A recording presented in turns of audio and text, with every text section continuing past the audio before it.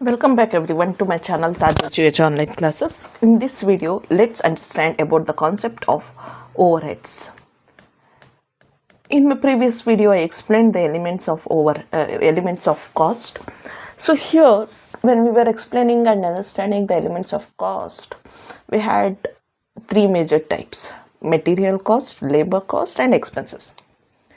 So again, in material cost, we had direct material, indirect material, labor cost, we had direct labor, indirect labor, and expenses also we had direct expenses and indirect expenses. Now, I have already said you, when we are considering all the indirect cost, that is what we call it as overheads. Last time ನಾನೊಂದು drawing ಮಾಡಿ chart ಬಿಡಿಸಿ ನಿಮಗೆ elements of ಕಾಸ್ಟನ್ನು explain ಮಾಡಿದ್ದೆ. ಈಗ ನೋಡಿ, ಇಲ್ಲಿ observe ಮಾಡಿ, we have material cost, labour cost, other expenses, overheads ಅಲ್ಲಿ. ಸೊ ಈಗ ಅದರಲ್ಲಿ ಮೆಟೀರಿಯಲ್ ಕಾಸ್ಟಲ್ಲಿ ಡೈರೆಕ್ಟ್, ಇಂಡೈರೆಕ್ಟ್, ಲೇಬರಲ್ಲಿ ಡೈರೆಕ್ಟ್, ಇಂಡೈರೆಕ್ಟ್, ಎಕ್ಸ್ಪೆನ್ಸಸ್ಸಲ್ಲಿ ಡೈರೆಕ್ಟ್, ಇಂಡೈರೆಕ್ಟ್. ಈಗ indirect material, indirect labour, indirect expenses, ಇದನ್ನೆಲ್ಲ ಸೇರಿಸಿದ್ರೆ ನಾವು ಇದನ್ನು OH ಅಥವಾ ಓವರ್ ಹೆಡ್ ಕಾಸ್ಟ್ ಅಂತ ಕರಿತೀವಿ, ಅಥವಾ ಓವರ್ ಹೆಡ್ಸ್ ಅಂತ ಕರಿತೀವಿ. ಸೊ ಈಗ ಈ ಓವರ್ ಹೆಡ್ಸ್ ಅಂದರೆ ಏನು ಅನ್ನೋದು ನಿಮಗೆ ಗೊತ್ತಾಗಿದೆ. ಇಂಡೈರೆಕ್ಟ್ ಕಾಸ್ಟ್ಗಳನ್ನೆಲ್ಲ ಸೇರಿಸಿ ನಾವು ಓವರ್ ಹೆಡ್ಸ್ ಅಂತ ಕರಿತೀವಿ. ಮತ್ತು over heads what is the meaning of overheads ಅಂತ ನಿಮಗೆ 2 ಮಾರ್ಕ್ಸ್ ಕೇಳಿದ್ರೆ, over heads are all the indirect cost that are necessary to run the business. ಒಂದು ಬಿಸ್ನೆಸ್ ನಡೆಸಲಿಕ್ಕೆ ನಮಗೆ ತುಂಬ ಅವಶ್ಯಕತೆ ಇರುವಂತಹ ಕೆಲವೊಂದು ಕಾಸ್ಟು, ಆದರೆ ನಾವು ಡೈರೆಕ್ಟಾಗಿ ಅದನ್ನು ಮ್ಯಾನುಫ್ಯಾಕ್ಚರಿಂಗ್ ಪ್ರೋಸೆಸ್ಸಲ್ಲಿ ಇನ್ಕ್ಲೂಡ್ ಮಾಡಲ್ಲ. ಅದು ಮೆಟೀರಿಯಲ್ ಆಗಿರ್ಬೋದು, ಲೇಬರ್ ಆಗಿರ್ಬೋದು, ಅಥವಾ ಬೇರೆ ಯಾವುದೇ ರೀತಿಯಾದಂಥ ಅದರ್ ಎಕ್ಸ್ಪೆನ್ಸಸ್, ಬೇರೆ ವೆಚ್ಚಗಳಾಗಿರ್ಬೋದು. ದೇ ಡೋಂಟ್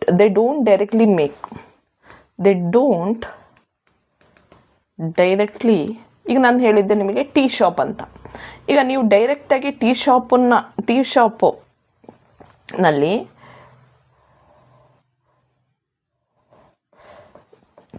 ಎಕ್ಸ್ಪೆನ್ಸಸ್ಸನ್ನು ಟೀ ಮಾಡೋದಕ್ಕೆ ಏನೇನು ಎಕ್ಸ್ಪೆನ್ಸಸ್ ಆಗುತ್ತೆ ಅಂತ ರೆಕಾರ್ಡ್ ಮಾಡಿದ್ರೆ ಅದನ್ನು ನಾವು ಡೈರೆಕ್ಟ್ ಕಾಸ್ಟ್ ಅಂತ ಕರಿತೀವಲ್ವಾ. ಆದರೆ ಅದನ್ನು ಬಿಟ್ಟು ನಾವು ಇಂಡೈರೆಕ್ಟ್ ಕಾಸ್ಟ್ ಅಂತ ಬಂದಾಗ ಕೆಲವೊಂದು ಕಾಸ್ಟ್ ಡೈರೆಕ್ಟಾಗಿ ನಾವು ಅದನ್ನು ಇನ್ವಾಲ್ವ್ ಮಾಡಲ್ಲ. ಟೀ ಮಾಡೋದಕ್ಕಾಗಿರ್ಬೋದು, ಅಥವಾ ಬೇರೆ ಯಾವುದಾದ್ರೂ ಮ್ಯಾನುಫ್ಯಾಕ್ಚರಿಂಗ್ ಮಾಡೋದಕ್ಕಿರ್ಬೋದು. Directly involve in manufacturing. But without them, the business cannot run. So these are overheads. The major 4 types of overheads we do have. 4 major types of overheads. Production or ಏನಂತೀವಿ ನಾವು ಪ್ರೊಡಕ್ಷನನ್ನು, manufacturing overheads. Next administration overheads, production overheads, administration overheads, selling overheads, and the 4th one is distribution overheads. Selling and distribution ಅಂತಲೂ ಹೇಳ್ತೀವಿ cost sheet ಮಾಡುವಾಗ. But ಇಲ್ಲಿ to understand the concept of overheads properly in detail, it's important that we segregate this into 4 different types.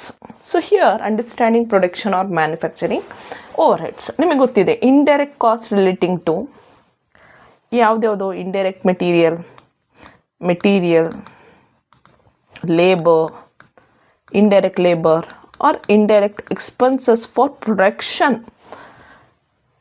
ನಾವೇನೇನು use ಮಾಡ್ತೀವೋ ಅದನ್ನೆಲ್ಲ ನಾವು indirect cost ಅಂತ ಹೇಳ್ತೀವಿ. For example electricity, salary of kitchen cleaner. Okay, ಈಗ cook chef ಅವನಿಗೆ ಕೊಟ್ಟರೆ ಅದು direct labour ಆಗಿಬಿಡುತ್ತೆ. ಅದೇ ಒಬ್ಬ ಕ್ಲೀನರಿಗೆ ಕೊಟ್ಟರೆ, ಹೆಲ್ಪರಿಗೆ ಕೊಟ್ಟರೆ ಅದೇನಾಗುತ್ತೆ, ಇಂಡೈರೆಕ್ಟ್ ಲೇಬರ್ ಆಗುತ್ತೆ. ಈಗ ಟೀ ಶಾಪಲ್ಲಿ ಟೀ ಪೌಡರಿಗೆ ವಾಟರ್ ನಾವೇನು ಮಿಕ್ಸ್ ಮಾಡ್ತೀವಿ ಅದಕ್ಕೆ, ಅಥವಾ ಮಿಲ್ಕ್ಗೆ, ಅದಕ್ಕೆಲ್ಲ ಪೇ ಮಾಡಿದ್ರೆ ಡೈರೆಕ್ಟ್ ಮೆಟೀರಿಯಲ್ ಆಗುತ್ತೆ. ಅದೇ cleaning powder, napkins, small spoons ಇದಕ್ಕೆಲ್ಲ ಯೂಸ್ ಮಾಡಿದ್ರೆ ಅದನ್ನೆಲ್ಲ ನಾವು ಇಂಡೈರೆಕ್ಟ್ ಮೆಟೀರಿಯಲ್ಸ್ ಅಂತ ಹೇಳ್ತೀವಿ. ಇಂಡೈರೆಕ್ಟ್ ಎಕ್ಸ್ಪೆನ್ಸಸ್ಸು ಲೈಕ್ ಎಲೆಕ್ಟ್ರಿಸಿಟಿ ಬಿಲ್ಲ,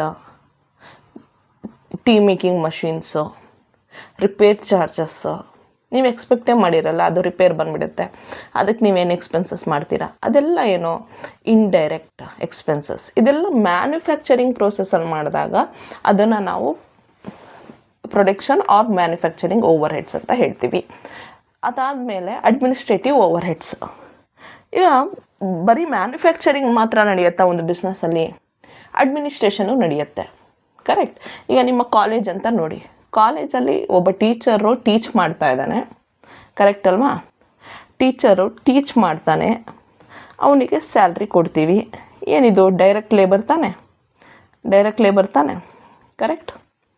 ಅದೇ ಕಾಲೇಜಲ್ಲಿ, ಅದೇ ಕ್ಲಾಸ್ ರೂಮಲ್ಲಿ ಒಬ್ಬ ವ್ಯಕ್ತಿ ಬಂದು ಕ್ಲೀನ್ ಮಾಡಿ ಹೋಗ್ತಾನೆ, ಕ್ಲೀನರ್. ಅದೇನು indirect labour, correct, indirect labour. ಈಗ ನಿಮಗೆ ಪಾಠ ಮಾಡೋದಕ್ಕೆ ನಮಗೇನು ಬೇಕು? ಚಾಕ್ ಪೀಸ್ ಬೇಕು, ಕರೆಕ್ಟ್. ಅಥವಾ ಏನೇನು ಮೆಟೀರಿಯಲ್ಸ್ ಬೇಕು, ಬೋರ್ಡ್ ಬೇಕು, ಇದೆಲ್ಲ ಏನು ಡೈರೆಕ್ಟ್ ಮೆಟೀರಿಯಲ್ ಇದೆಲ್ಲ ಡೈರೆಕ್ಟ್ ಮೆಟೀರಿಯಲ್. ಆದರೆ ಇದನ್ನು ಬಿಟ್ಟು ನಾವು ಬೇರೆದು ಯಾವುದಾದ್ರೂ ಯೂಸ್ ಮಾಡ್ತಾ ಇದ್ದೀವಿ ಅಡಿಷ್ನಲ್ ಆಗಿ ಅಂದರೆ ಅದು ಇಂಡೈರೆಕ್ಟ್ ಮೆಟೀರಿಯಲ್. ನೆಕ್ಸ್ಟ್ ಎಕ್ಸ್ಪೆನ್ಸಸ್, ಯಾವುದಾದ್ರೂ ಎಕ್ಸ್ಪೆನ್ಸಸ್ ಆದರೆ ಎಲೆಕ್ಟ್ರಿಸಿಟಿ ಬಿಲ್ ನಾವೇನು ಕಟ್ತೀವಿ ಅದೆಲ್ಲ ಏನು ಕ್ಲಾಸ್ ರೂಮ್ ರಿಲೇಟೆಡ್ ಆಗಿ ಎಲ್ಲ ಅದೆಲ್ಲ ಏನಾಗುತ್ತೆ, ಡೈರೆಕ್ಟ್ ಆರ್ ಇಂಡೈರೆಕ್ಟ್ ಎಕ್ಸ್ಪೆನ್ಸಸ್ ಆಗುತ್ತೆ, ಇದು ಚಾರ್ಜಸ್ ಆಗುತ್ತಲ್ವಾ. ಸೊ ಈಗ ಅದೇ ರೀತಿ ಈಗ ಕಾಲೇಜಲ್ಲಿ ಬರೀ ಕ್ಲಾಸ್ ರೂಮ್ಸ್ ಇರುತ್ತೆ, ಅಡ್ಮಿನಿಸ್ಟ್ರೇಷನ್ನು ಇರುತ್ತಾನೆ. ಆಫೀಸಲ್ಲಿ ನೀವು ಅಡ್ಮಿಷನ್ ಮಾಡುವಾಗ ಎಲ್ಲಿ ಹೋಗ್ತೀರಾ? ಫಸ್ಟು ಆಫೀಸ್ನಲ್ಲಿ FD ASD ಆಫೀಸ್ ಸ್ಟಾಫ್ಸ್ ಯಾರು ಇರ್ತಾರೆ ಅವರೆಲ್ಲ ಏನು ಅಡ್ಮಿನಿಸ್ಟ್ರೇಷನ್ ಮಾಡ್ತಾ ಇರ್ತಾರೆ, ಕರೆಕ್ಟ್.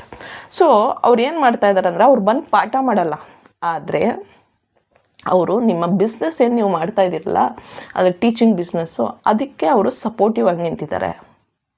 ಸೊ ಅದಕ್ಕೆ ನಾವು ಅವ್ರನ್ನ ಅಡ್ಮಿನಿಸ್ಟ್ರೇಟಿವ್ ಸ್ಟಾಫ್ ಅಂತ ಕರಿತೀವಿ. ಇದೇ ರೀತಿ different types of administrative over heads ಇದೆ. ಅಂದರೆ what is this administrative over heads R cost of running and managing the business. ಒಂದು ಬಿಸ್ನೆಸ್ನ ರನ್ ಮಾಡೋದಕ್ಕೆ ಮತ್ತು ಮ್ಯಾನೇಜ್ ಮಾಡೋದಕ್ಕೆ ನಮಗೇನು ವೆಚ್ಚ ಬೀಳುತ್ತೆ ಅದನ್ನು ನಾವು ಅಡ್ಮಿನಿಸ್ಟ್ರೇಟಿವ್ ಓವರ್ ಹೆಡ್ಸ್ ಅಂತ ಕರಿತೀವಿ. ಈಗ ಟೀ ಬಿಸ್ನೆಸ್ ಅಂತ ಬಂದಾಗ ಟೀ ಮಾಡಲಿಕ್ಕೆ ಅಲ್ಲ, not to make the tea, but to run the tea business, to run that hotel business we need to incur some administrative expenses overheads. That is like salaries of hotel manager. ಈಗ hotel manager ಏನು cook ಮಾಡ್ತಾನಾ? ಇಲ್ಲ ಅಲ್ವಾ, right. ಅವನು manufacturing involvement ಆಗಿಲ್ಲ. ಆದರೆ hotel ಮ್ಯಾನೇಜರ್ನ ಅವಶ್ಯಕತೆ ಇದೆ, ಅಕೌಂಟೆಂಟ್ನ ಅವಶ್ಯಕತೆ ಇದೆ, HR ಮ್ಯಾನೇಜರ್ನ ಅವಶ್ಯಕತೆ ಇದೆ. ಇವರೆಲ್ಲ ಏನು ಕೆಲಸ ಮಾಡ್ತಾರೆ? ಇವರೆಲ್ಲ ಓವರ್ ಆಲ್ ಹೋಟೆಲ್ನ ನೋಡ್ಕೊಳ್ತಾರೆ, ಕುಕ್ಕಿಂಗ್ ಮಾಡಲ್ಲ. ಕುಕ್ಕಿಂಗ್ ಮಾಡಿದ್ರೆ ಅದು ಮ್ಯಾನುಫ್ಯಾಕ್ಚರಿಂಗ್ ಆಗಿಬಿಡುತ್ತೆ.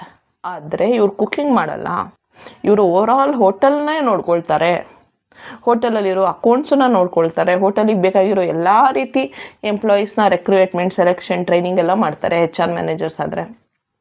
ಸೊ ಅದನ್ನು ನಾವು ಅಡ್ಮಿನಿಸ್ಟ್ರೇಟಿವ್ ಓವರ್ ಹೆಡ್ಸ್ ಅಂತ ಹೇಳುವಂಥದ್ದು. ನೆಕ್ಸ್ಟ್ ಟೆಲಿಫೋನ್, ಇಂಟರ್ನೆಟ್ ಬೇಕು. ಕುಕ್ಕಿಂಗ್ ಮಾಡೋದಕ್ಕೆ ನಿಮಗೆ ಇಂಟರ್ನೆಟ್ನ ಅವಶ್ಯಕತೆ ಇದೆಯಾ?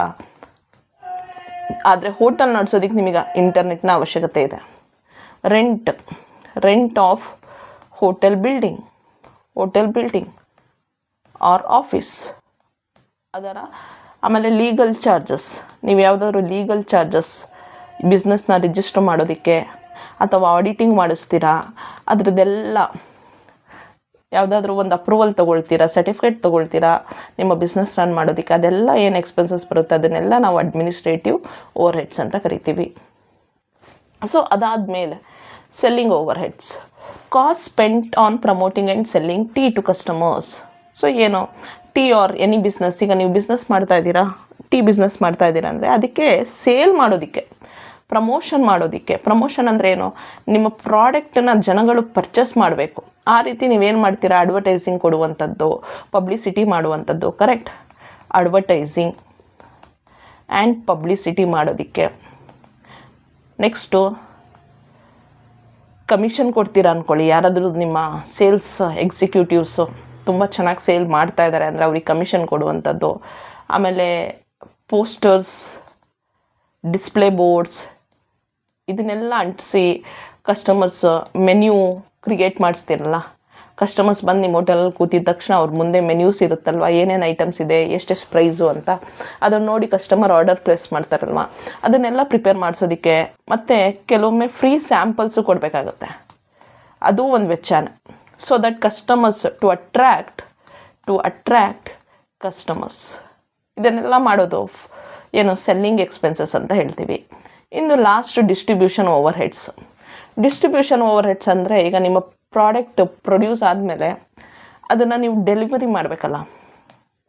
ಹೋಟೆಲ್ ಬಿಸ್ನೆಸ್ ಆದರೆ ಅಲ್ಲೇ ಇರುತ್ತೆ, ಕಸ್ಟಮರ್ಸ್ ಬರ್ತಾರೆ, ಈಸಿಯಾಗಿ ಡೆಲಿವರ್ ಮಾಡ್ತೀರಾ. ಅದೇ ಬೇರೆ ರೀತಿ ಬಿಸ್ನೆಸ್ ಆಗಿದ್ದರೆ ಅದನ್ನು ನೀವು ಪ್ಯಾಕಿಂಗ್ ಮಾಡಬೇಕು. ಇಲ್ಲಿ ಬರೀತೀನಿ ನಾನು, ಯಾಕಂದರೆ ಇಲ್ಲಿ ಪ್ಲೇಸ್ ಇದೆಯಾ ನಿಮಗೆ ಕಾಣಿಸ್ತಾ ಇದೆ ಅಂತ ಅಂದ್ಕೊಳ್ತೀನಿ. ಪ್ಯಾಕಿಂಗ್ ಮಾಡಬೇಕು ಅಲ್ವಾ, ಟ್ರಾನ್ಸ್ಪೋರ್ಟೇಷನ್ ಮಾಡಬೇಕು, ಟ್ರಾನ್ಸ್ಪೋರ್ಟೇಷನ್ ಅದಕ್ಕೆ. ಆಮೇಲೆ ಡೆಲಿವರಿ ಬಾಯ್ ಇದ್ದರೆ ಅದಕ್ಕೆ ಸ್ಯಾಲ್ರಿ. ಓಕೆ, ಈಗ ನಿಮ್ಮ ಹೋಟೆಲ್ಗೆ ಝೊಮ್ಯಾಟೋದವ್ನು ಬಂದು ತೊಗೊಂಡೋಗ್ತಾನೆ ಅಂದರೆ ಅದಕ್ಕೂ ಚಾರ್ಜಸ್ ಆಗುತ್ತಲ್ವಾ. Correct. Next fuel expenses. Okay, for delivery bike or anything. So ಅದಕ್ಕೆಲ್ಲ ನಾವೇನಂತೀವಿ ಅಂದರೆ ಡಿಸ್ಟ್ರಿಬ್ಯೂಷನ್ ಅಂತ ಹೇಳ್ತೀವಿ. So ultimately production overheads ಅಂದರೆ ಏನು, production overheads, production or manufacturing overheads ಅಂದರೆ making or producing of product ಡೈರೆಕ್ಟಾಗಿ ಏನು ನಾವು ಪ್ರೊಡ್ಯೂಸ್ ಮಾಡ್ತಾ ಇರ್ತೀವಿ ಅದಕ್ಕೆ ಏನು ನಾವು ಇಂಡೈರೆಕ್ಟ್ ಎಕ್ಸ್ಪೆನ್ಸಸ್ನ ಇನ್ಕ್ಲೂಡ್ ಮಾಡಿದ್ದೀವಿ, ಅದು ಎಲೆಕ್ಟ್ರಿಸಿಟಿ, ಕ್ಲೀನರ್ಸು, ಅದೆಲ್ಲ production overheads. Next administrative overheads ಅಂದರೆ like office and management related cost. Okay, like ಮ್ಯಾನೇಜರ್ದು ರೆಂಟ್ ಅಥವಾ ಅಂಥದ್ದು. ಈಗ ಕಂಪ್ಯೂಟರ್ ತಂದ್ವಿ, ಆಫೀಸಿಗೆ ಅವಶ್ಯಕತೆ ಇದೆ, ಅಥವಾ ಬಿಲ್ ಜನ್ರೇಟ್ ಮಾಡುವಂತಹ ಮಷಿನ್ ತಂದ್ವಿ, ಸ್ಕ್ಯಾನರ್ ನಿಮ್ಗೆ ನೋಡಿರ್ತೀರಲ್ಲ, ಈಗ ನಾವು ಪೆಟ್ರೋಲ್ ಪಂಪಲ್ಲಿ ಹೋಗಿ ಎಲ್ಲ ಪೇ ಮಾಡುವಾಗ ಅವರು ಸ್ಕ್ಯಾನರಿಗಂತ ಒಂದು ಮಷಿನ್ ಇಟ್ಕೊಂಡಿರ್ತಾರಲ್ಲ ಅದು. Next selling overheads, promotion ಮಾಡೋದಕ್ಕೆ, ನಮ್ಮ ಬಿಸ್ನೆಸ್ಸನ್ನು ಅಡ್ವರ್ಟೈಸ್ಮೆಂಟ್ ಕೊಡೋದಕ್ಕೆ, ಪ್ರಮೋಟಿಂಗ್ ಅಡ್ವರ್ಟೈಸ್ಮೆಂಟ್ಸ್ ಅಥವಾ ಪಬ್ಲಿಸಿಟಿ ಮಾಡೋದಕ್ಕೆ. ಓಕೆ, ಇದನ್ನೆಲ್ಲ ನಾವೇನು ಖರ್ಚು ಮಾಡ್ತೀವಿ ಅದು. Next distribution overheads. Distribution over ಅಂದರೆ ಡೆಲಿವರಿ ಗೂಡ್ಸ್ ಸರ್ವಿಸ್ ನಾವೇನು ಕೊಡ್ತಾ ಇದ್ದೀವಿ ಅದಕ್ಕೇನು ಡೆಲಿವರಿ ಚಾರ್ಜಸ್ ಆಗುತ್ತೆ from your business to the ಕಸ್ಟಮರ್ಸ್ವರೆಗೂ, ಅದು ತಲುಪೋವರೆಗೂ ಏನೇನು ಪ್ಯಾಕೇಜಿಂಗ್ ಚಾರ್ಜಸ್ ಆಗಿರ್ಬೋದು, ಡೆಲಿವರಿ ಬಾಯ್ದಾಗಿರ್ಬೋದು, ಓಕೆ, ಫ್ಯೂಯಲ್ ಆಗಿರ್ಬೋದು, ಇದೆಲ್ಲ ಏನು ಟ್ರಾನ್ಸ್ಪೋರ್ಟೇಷನ್ ಕಾಸ್ಟ್ ಆಗಿರ್ಬೋದು. ಓಕೆ, ಸೊ ಇದೆಲ್ಲ ಏನು ಅಂದರೆ ಡಿಸ್ಟ್ರಿಬ್ಯೂಷನ್ ಓವರ್ ಹೆಡ್ಸ್ ಅಂತ ಹೇಳ್ತೀವಿ. ಸೊ ಇಷ್ಟು 4 different types of over heads. This is done. So next we will discuss on the as per the syllabus. We need to understand the classification of cost object, cost unit, cost center, cost reduction, cost control ಅಂತ ತಿಳ್ಕೊಳ್ಬೇಕು ಕಾನ್ಸೆಪ್ಟ್ಸ್ನ. Along with that we need to understand the limitations of cost accounting also. Thank you.